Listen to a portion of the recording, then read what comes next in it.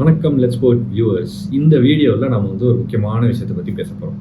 என்ன அப்படின்னு கேட்டிங்கன்னா, சென்னை சூப்பர் கிங்ஸின் தொடர் தோல்விகள் தான் நம்ம இந்த வீடியோ செய்ய தூண்டியிருக்கு அப்படின்னே சொல்லலாம். இதுக்கு என்ன காரணமாக இருக்கும்னு யோசிச்சு பார்த்தேன். ஒரு பக்கம் நிறைய ஃபேன்ஸ் என்ன சொல்கிறாங்கன்னா, சென்னை இந்த வாட்டி ஐபிஎல் உள்ளே வரும்போது ஆக்ஷனில் எடுத்த டீமே சரியில்லை அப்படின்ட்டு. அது உண்மையானு பார்த்தா ஓரளவுக்கு அதுவும் உண்மை அப்படின்றது தெரியுது. இன்னொரு பக்கம் இந்த ஐபிஎல் என்னதான் பிளேயர்ஸ் அவங்க சரியாக எடுத்திருக்காங்க இல்லை அப்படின்லாம் பேசினாலும், இந்த ஐபிஎல்ல எடுத்த பிளேயர்ஸ் சரியாக பெர்ஃபார்ம் பண்ணல அப்படின்னு சொல்கிறாங்க. அதுவும் உண்மையானா அதுவும் உண்மை. பவுலிங் சரியில்லைன்னு சொல்கிறாங்க, அதுவும் உண்மையானா அதுவும் உண்மை. பேட்டிங் சரியில்லைன்னு சொல்கிறாங்க, அதுவும் உண்மை. இப்படி எல்லா டிபார்ட்மெண்ட்ஸ்லேயும் தவறுகள் செஞ்சுட்டு இருக்காங்க சிஎஸ்கே அப்படின்றப்ப, ஏன் இந்த தவறுகளை செய்கிறாங்கன்ற கேள்வி வருது. அதை விட ரொம்ப முக்கியமாக, எம்எஸ் தோனி இருக்கிறதுனால தான் டீம் தோக்குதுன்னு சில பேர் சொல்கிறாங்க, சிஎஸ்கே ஃபேன்ஸே. இன்னொரு பக்கம் இல்லை இதுக்கு தோனி காரணம் இல்லை அப்படின்றதும் சொல்கிறாங்க. இதில் எது உண்மை அப்படின்றது ஒரு கேள்வியாக இருக்குது. இது ஒவ்வொன்றா நம்ம பதில் சொல்லிட்டே வரலாம் அப்படின்னு நான் நினைக்கிறேன். அஃப்கோர்ஸ் உண்மையாக பதில் சொல்ல வேண்டிய இடத்துல சிஎஸ்கே மேனேஜ்மெண்ட் இருக்காங்க. நமக்கு என்ன தோணுது, நம்மளுடைய ஒப்பீனியன் என்னன்றதை கண்டிப்பாக சொல்லிடணும்.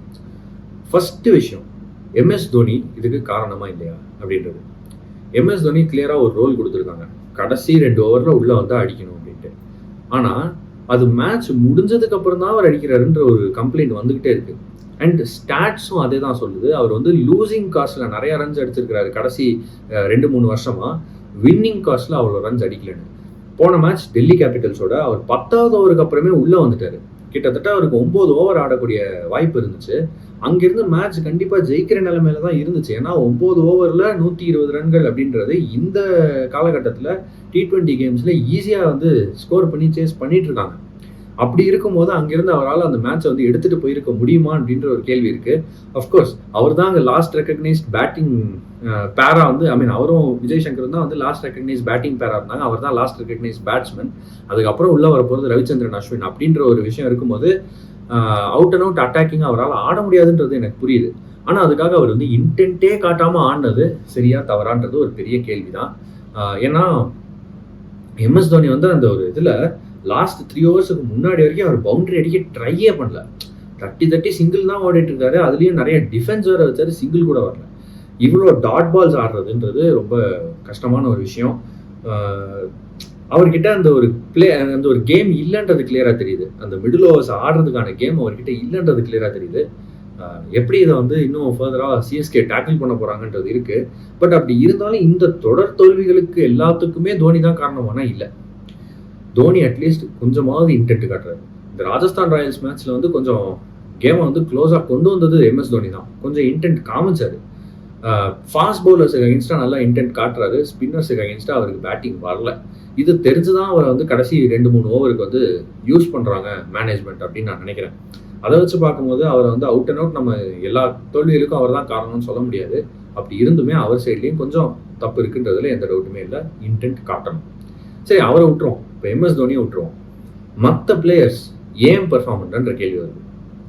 முதல் 2 மேட்ச்சில் ருத்ராஜ் கெய்க்வாட, முதல் 3 மேட்ச்சில் இன்ஃபேக்ட் ருத்ராஜ் கெய்க்வாட நம்பர் 3ல இறக்கி 1 டவுனில் ஆட சொல்லிட்டு இருந்தாங்க.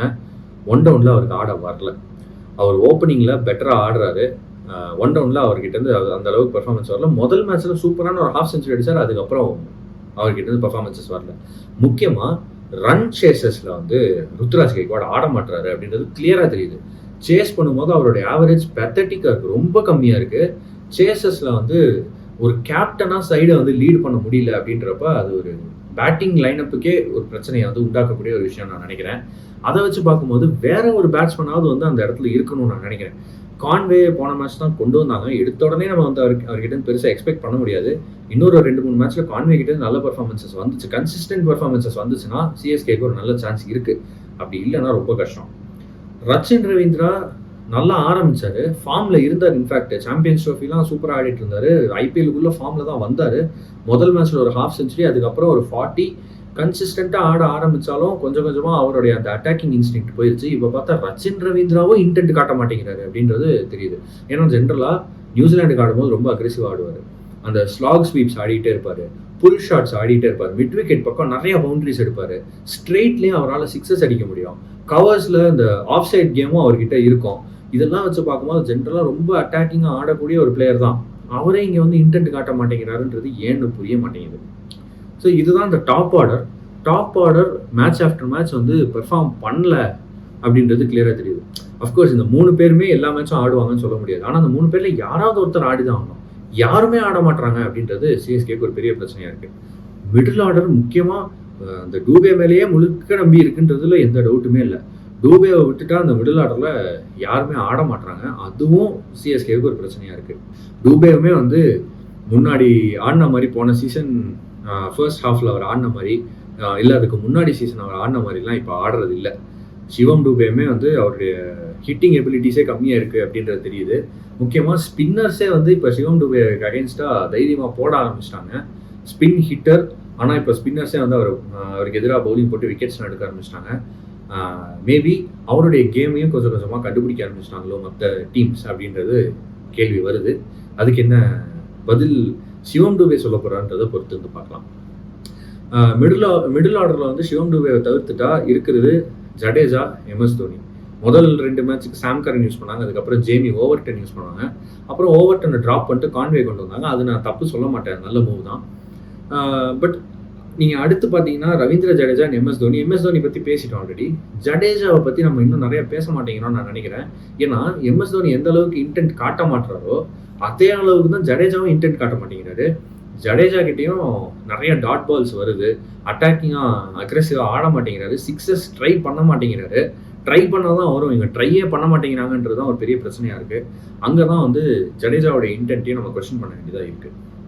ஸோ ஓவராலாக பேட்டிங் லைனப்பில் யாருமே பெர்ஃபார்ம் பண்ண மாட்டேங்கிறாங்க அப்படின்றது தெரியுது.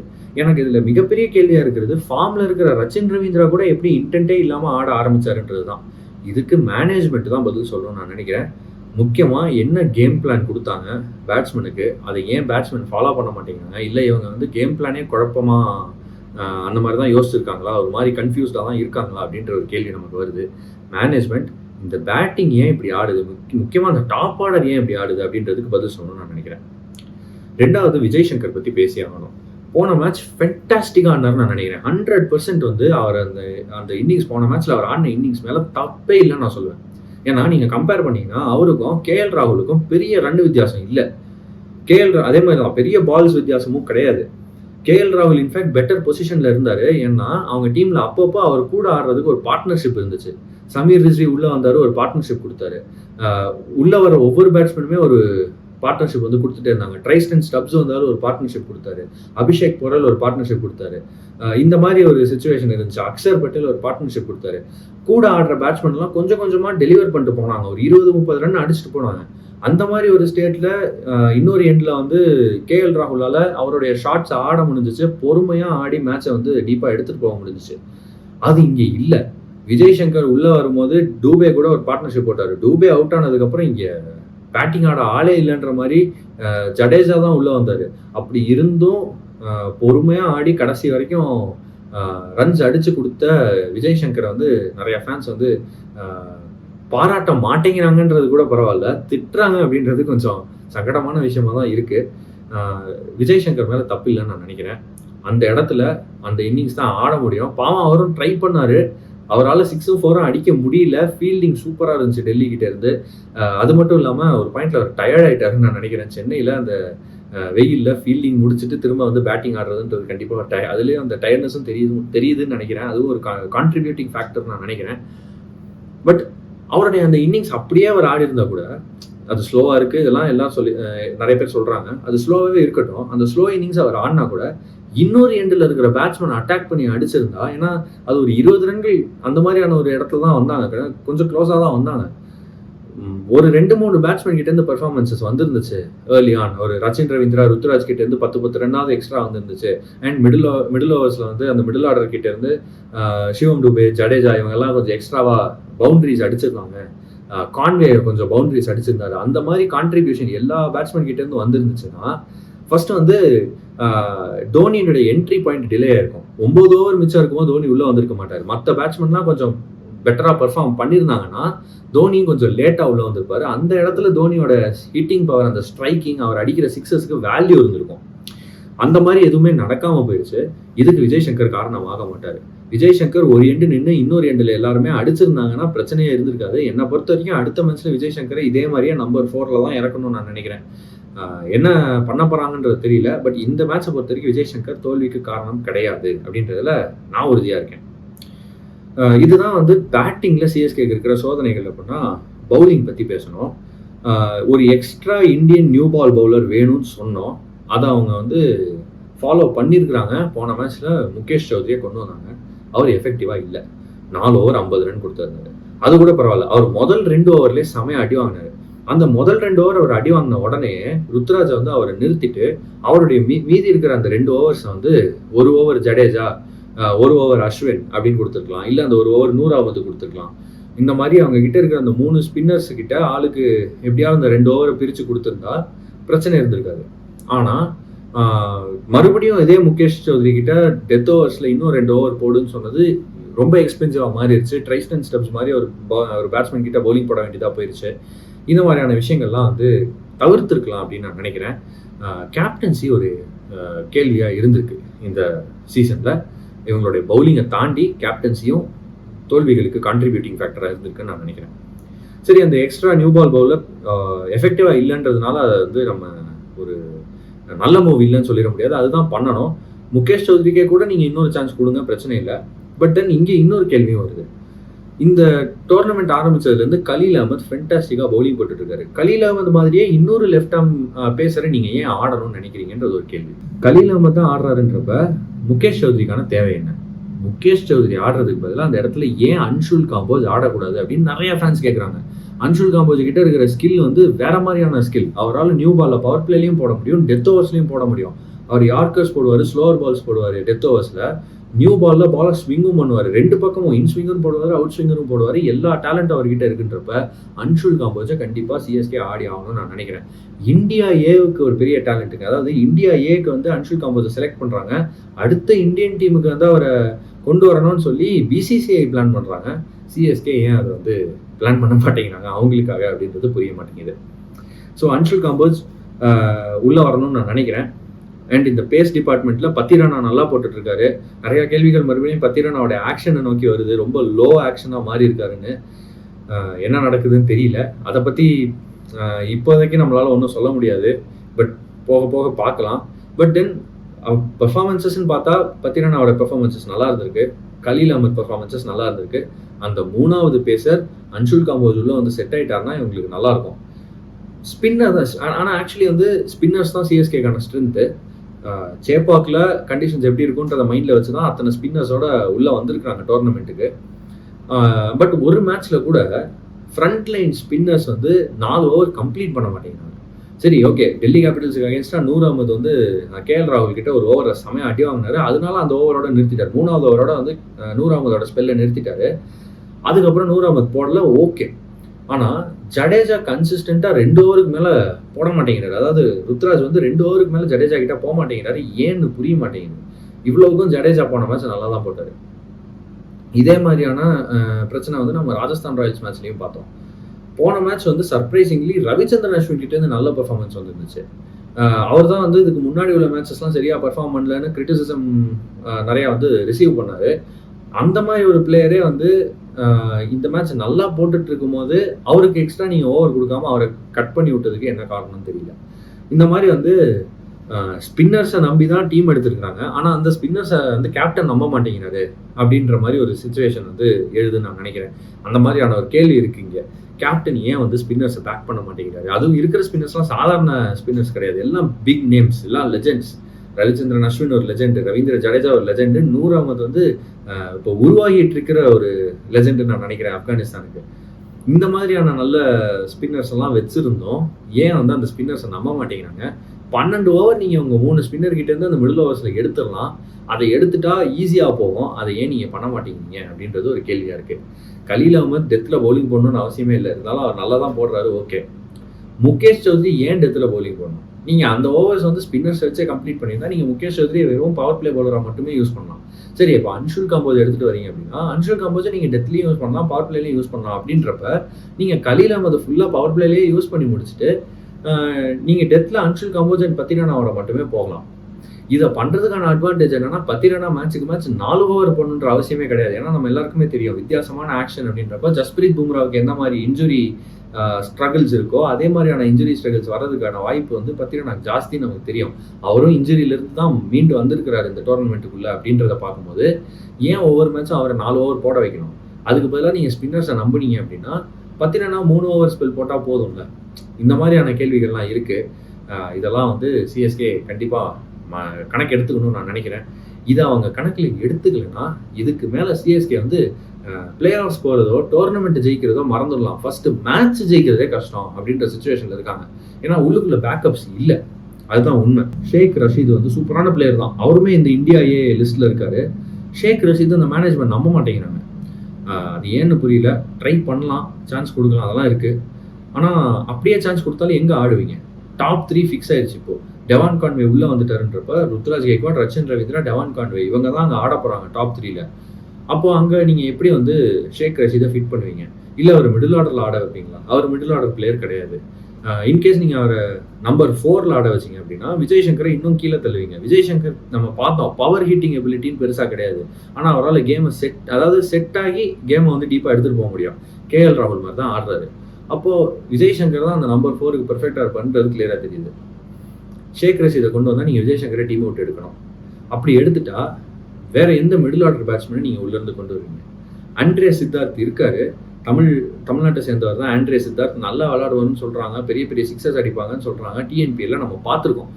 ஆனால் ஆண்ட்ரே சித்தார்த் இந்த மாதிரி ஒரு சுச்சுவேஷனில் பெர்ஃபார்ம் பண்ணுவாரான்றது ஒரு கேள்வி.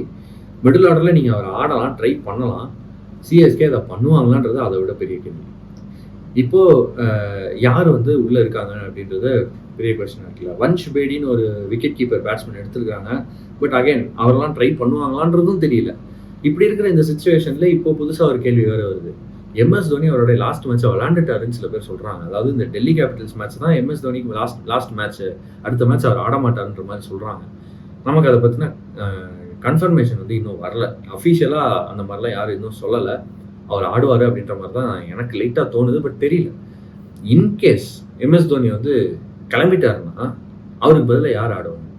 டெவான் கான்வே விக்கெட் கீப்பிங் பண்ணுவாரானா பண்ணுவார், ஓகே ஃபைன். ஆனால் அந்த மிடில் ஆர்டரில் யார் பேட்டிங் ஆடுறது? டெத் ஓவர்ஸில் யார் போய் பேட்டிங் ஆடுறது? இந்த கேள்வி இருக்குது. அப்போ இந்த ஆண்ட்ரே சித்தார்த்தை நீங்கள் ட்ரஸ்ட் பண்ணி ஆடியே ஆகணும்னு நான் நினைக்கிறேன். அப்படி இல்லைன்னா நீங்கள் வேறு வழியே கிடையாது. திரும்ப பழைய மாதிரி நீங்கள் தீபக் கூட கிட்ட தான் போய் ஆகணும். அது வந்து டீம் பண்ணுவாங்களா? அப்படியே பண்ணாலும் முதல் 2 மேட்ச் சான்ஸ் கொடுத்தாங்க, அப்புறம் வந்து சரிப்பட்டு வரலன்னு தீபக் கூட உள்ளே உட்கார வச்சுருக்காங்க. திரும்ப நீங்கள் உள்ளே கொண்டு வரும்போது தீபக் கூடாவால் அந்த ஒரு மோட்டிவேஷனோட அந்த ஒரு பவரோட வந்து வில் பவரோட வந்து ஆட முடியுமா அப்படின்றது ஒரு கேள்வி. ஓவரால் நிறைய கேள்விகள் இருக்குது. இதுக்கு சிஎஸ்கே பதில் சொல்லுவாங்களா, எப்படி சொல்லுவாங்க அப்படின்றதெல்லாம் இருக்குது. என்னை பொறுத்த வரைக்கும் எம்எஸ் தோனி ரிட்டையர் ஆகிறாருன்னா ரொம்ப கஷ்டப்படுவாங்க. மிட் சீசன் வந்து எம்எஸ் தோனி வெளியே போனாருன்னா ரொம்ப கஷ்டப்படுவாங்க. எம்எஸ் தோனி இவங்க தோக்குறதுக்கு காரணமாக இல்லையான்றதெல்லாம் தாண்டி அவர் ஒருத்தர் தான் இன்டென்ட் காட்டுறாரு. அப்போது அவர் வெளியே போயிட்டாருன்னா எல்லா பிளேயர்ஸும் இன்டென்ட் காட்ட வேண்டிய கட்டாயம் வரும். அதுக்கு அவங்க ரெடியாக இருக்காங்களான்றது ஒரு கேள்வி. என்னை பொறுத்த வரைக்கும் அவங்க பண்ண வேண்டிய சேஞ்ச் அன்ஷுல் காம்போஸ் உள்ளே கொண்டு வரணும், நம்பர் 1. 2வது விஷயம், பிளேயர்ஸை மாற்றுறது. அதை தாண்டி எனக்கு தெரிஞ்சு பேட்டிங் ஆர்டரில் கை வைக்கிறதுலாம் எந்த பாயிண்ட்டுமே கிடையாது. பிளேயர்ஸை மாற்றுறதை விட மேனேஜ்மெண்ட் அவங்களுடைய டாக்டிக்ஸை மாற்றணும்னு நான் நினைக்கிறேன். மேனேஜ்மெண்ட் வந்து ஒழுங்காக உட்காந்து யோசிக்கணும். ஃபஸ்ட்டு என்ன நம்ம தப்பாக செஞ்சிட்ருக்கோம், எதை செஞ்சால் நம்மளால் வந்து கரெக்ட் பண்ண முடியும். மிக முக்கியமாக பேட்டிங் அப்ரோச். ஒருத்தர் கூட ஏன் பவுண்டரி அடிக்கணும்னு நினைக்க கூட மாட்டுறாங்க.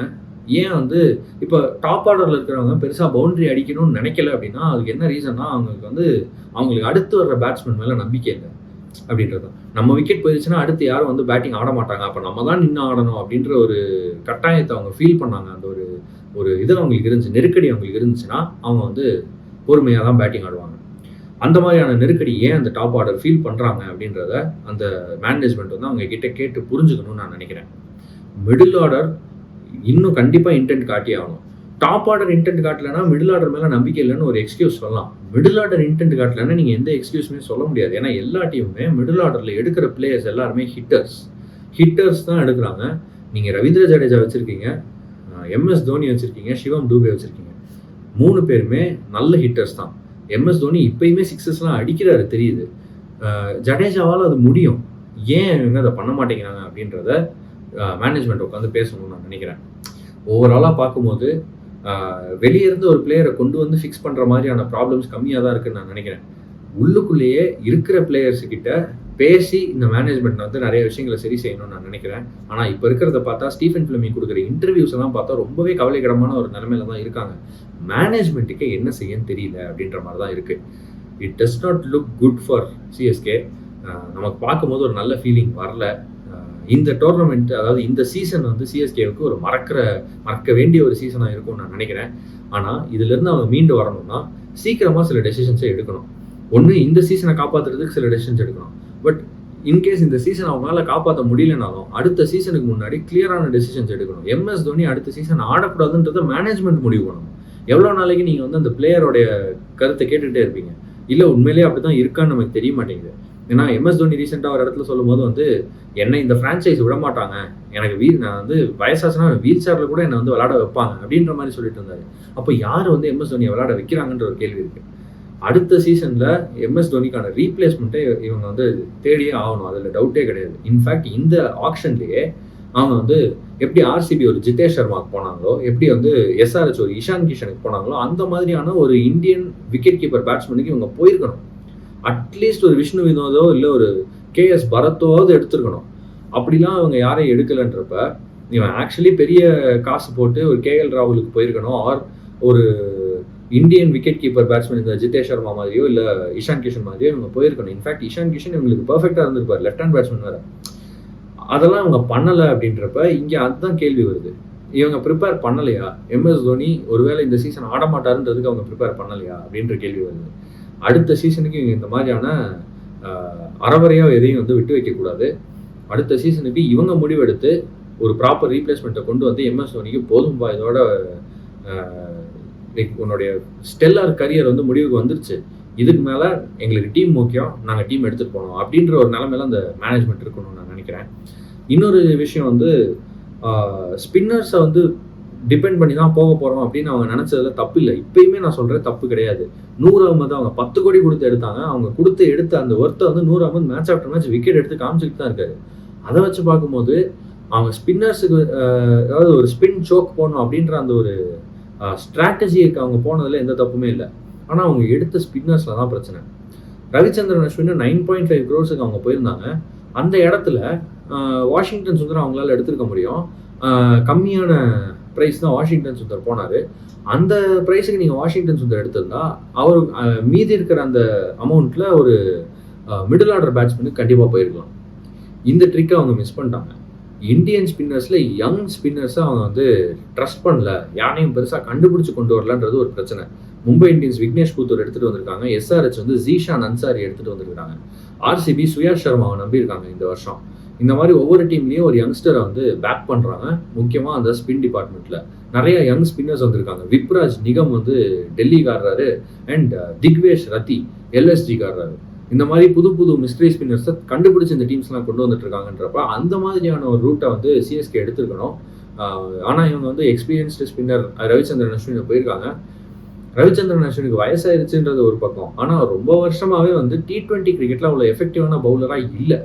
அதை வச்சு பார்க்கும்போது ரவிச்சந்திரன் அஸ்வின், ரவீந்திர ஜடேஜா 2 ஸ்பின்னர்ஸை நீங்கள் வச்சுட்டு 3ஆவதா நூர் அகமது தான் என்னோட ஒன்லி விக்கெட் டேக்கிங் ஸ்பின்னர் அப்படின்னு சொல்கிறது கொஞ்சம் பிரச்சனை.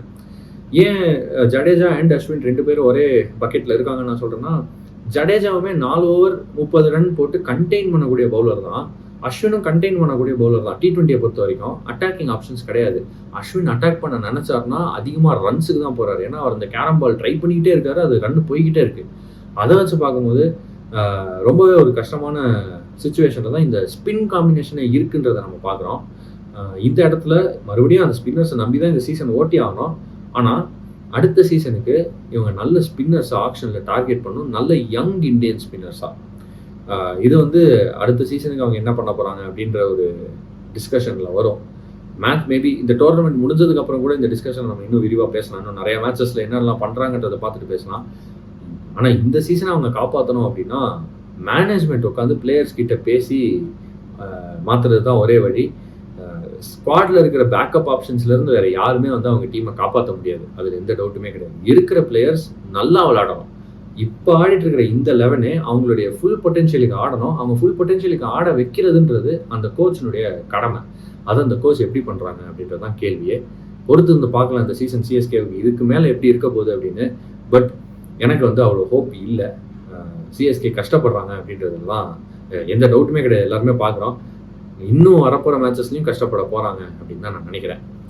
வருத்தமாக இருக்குது. ஒரு சிஎஸ்கே இத்தனை வருஷமாக பார்த்து வந்துட்டு இருக்கிற ஒரு கிரிக்கெட் ஃபேனாக, ஜென்ரலாக எம்எஸ் தோனியை வந்து ரசித்து பார்த்துட்டு இருக்கிற ஒரு ஃபேனாகவுமே வந்து கஷ்டமாக தான் இருக்குது. பட் தென் பொறுத்திருந்து பார்க்கலாம் ஃபார்ச்சூன்ஸ் மாறுதா இல்லையா அப்படின்னு. Overall that's it for this video. அடுத்த வீடியோவில் நான் உங்களை வந்து சந்திக்கிற வரைக்கும் please like, share and subscribe. Thank you.